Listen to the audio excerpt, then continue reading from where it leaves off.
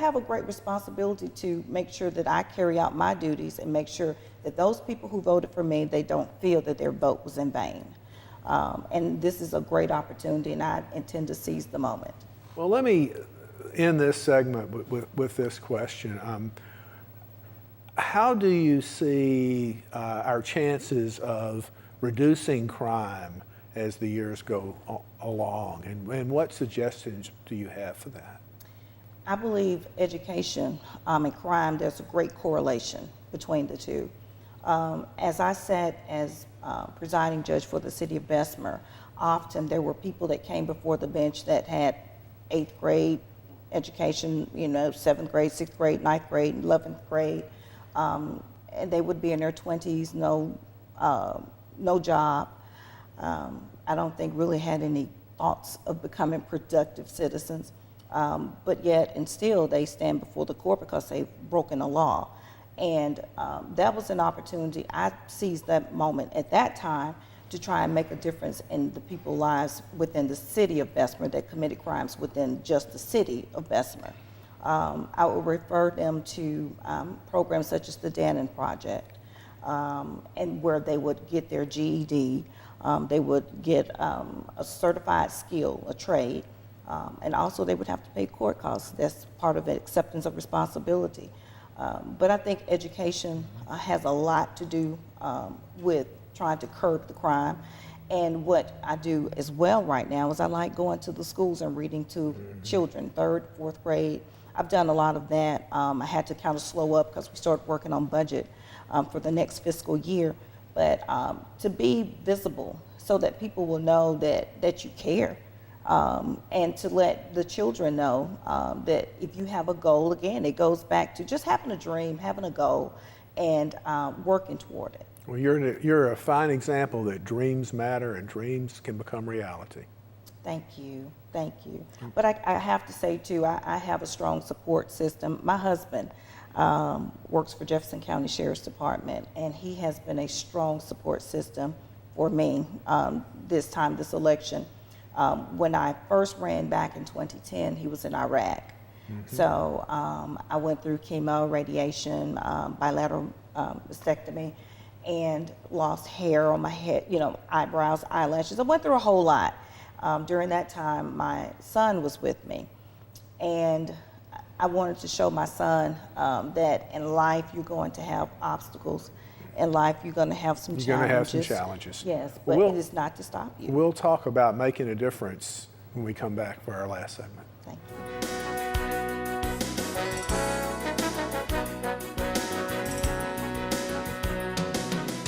Head to Carl Cannon. Their dream team makes it real easy to do business. Hello everyone, and welcome to Carl Cannon Buick Cadillac GMC Chevrolet. My name is Joshua Salter, and would love to take this opportunity to show you the new 2016 Cadillac SRX. We've got some great promotions going on right now. Would love to help you get into a new car today. If you have any questions, please give us a call at 384-5561 or on my cell at 205-300-8364. Stop out and see us. Other dealers can't? Cannon can. Carl Cannon, Chevy Buick GMC Cadillac in Jasper.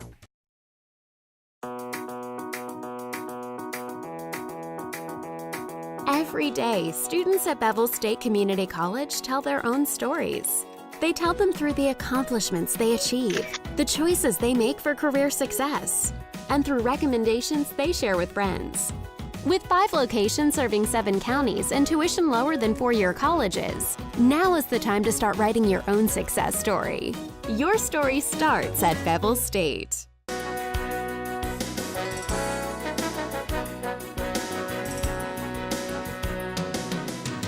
Welcome back. And it's great to have District Attorney Lynneice Washington, a history maker and a true inspiration. Let's talk a little bit about imprints, legacies. What would you like to see your changes, the changes you'd like to make the system better?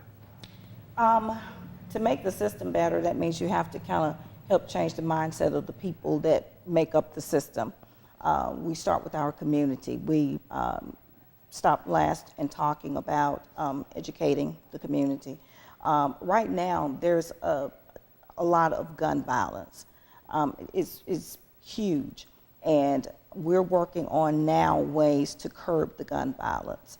We're working on ways now to be more, have a bigger presence, law enforcement have a bigger presence in the community to make sure that before you think about pulling that gun out, you don't know whether Officer Smith is going to drive by, you know, because people, when they have guns, that's how they resolve their conflict. They just pull a gun. They don't think, they just pull a gun. And whenever you pull a gun, something happens. And you can't bring a life back. It's not like on the video games when you play, you shoot the person, they go down, you see the red blood, they pop back up, okay, round two. It doesn't work like that in real life. And people have to understand that when they take a life, they're not only affecting that person, that one person whom you think you've gotten the glory, the victory, but you've affected that family, you've affected your family, you've affected the rest of your life. And generations. And generations, yes. So what would you like to see, what changes would you like to see implemented? Because you have a 6-year term. Yes, Right. yes. I'd like to see more education. I'd like to see less violence. Okay. I'd like to see young people have more programs to stimulate the minds of young people in a more positive way. We have all the negative stuff out there, but we need to overcome the negative with some positive things. You know, if you listen to rap, the words of a rap song that talks about, you know, kill the police, shoot the police, you know, and disrespecting women. If you listen to that day in, day out, that becomes in your head and it becomes a part of you. Words matter. Words matter, and that becomes the person. So if we try to stimulate them in other ways, and I know the video game is so powerful right now and have the minds of our young people, but we have to find ways to stimulate them in other ways to steer them away from the rap, the games, the video games. Right. Would it be fair to say that not only do we need better training in the home, but we also need better training with police officers? We do.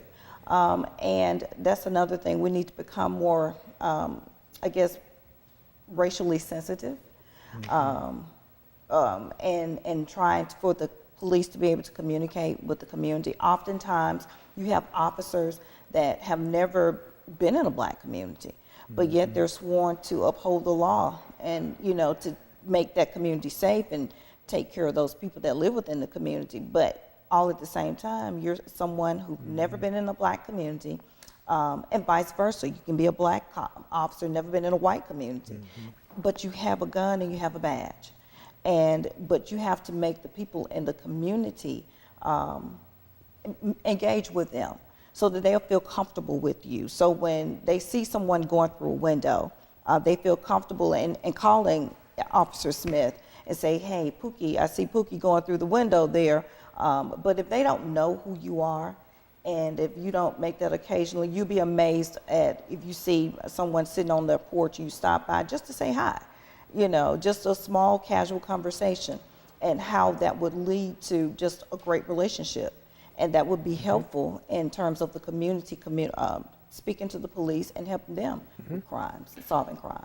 You mentioned earlier that words matter, and how can we get to the person that's considering that crime that's out there and to influence them in making, prevent them from making that wrong decision that you mentioned earlier? It all goes back to education. It does, and making an informed decision.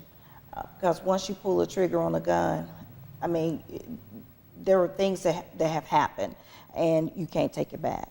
So, but if you understand the consequences, and for some reason our children think that they're invincible, they'll never get caught. And it's not just children, it's not just young people, it's the older ones too. But just making people giving them more information so they can be more equipped to make the right decision, and also to let them know that guns is not the answer. It doesn't resolve conflict. And you mentioned gun violence is clearly a significant problem. What are other challenges that your office and your community face? Just death, homicides. You have a lot of sexual assaults against children.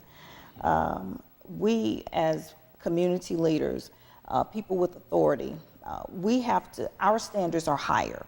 So if you are a police officer, if you are a judge, if you are a lawyer, if you are a preacher, a school teacher, a principal, whomever, we have to set an example for the rest of the world that's looking at us.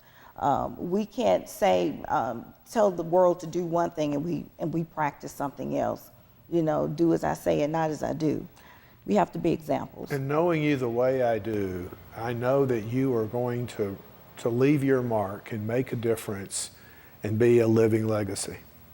That is the plan. That is the plan now. I just want to make a difference. I want to be the one to make a positive difference in my community, one that everyone can look back and reflect on and say, you know, I voted for her. She made history. They helped me break that proverbial glass ceiling, and I'm standing on so many shoulders. We appreciate so much you being here. I've enjoyed it. And making history and leaving a legacy. Lynneice Washington, thank you. Thank you. Thanks.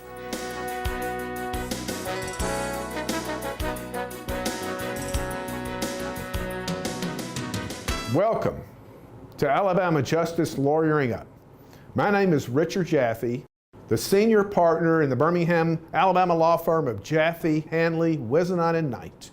We are going to explore with you the hottest cases, the most controversial topics of Alabama justice, and we're going to bring to you exciting key players that make our Alabama justice work or not work. We look forward to having you.